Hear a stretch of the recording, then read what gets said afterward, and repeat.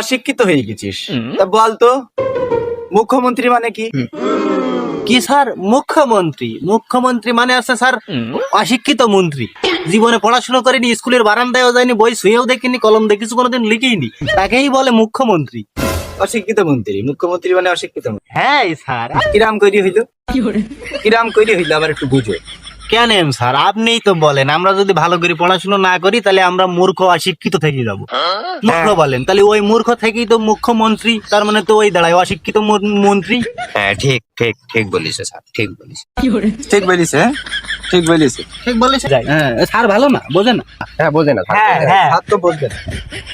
তাহলে একটা কাজ করে দিস, আমার ডেট এক্সপায়ার 20 থাকলি আমার স্যার আমি আনবো, বেগুন মারা ওষুধ নিয়ে আসবো। স্যার আমার বাবার দোকানে ভালো ভালো ওষুধ পাওয়া যায় মরা। স্যার আমি আনবো। আমি কেন মরি না?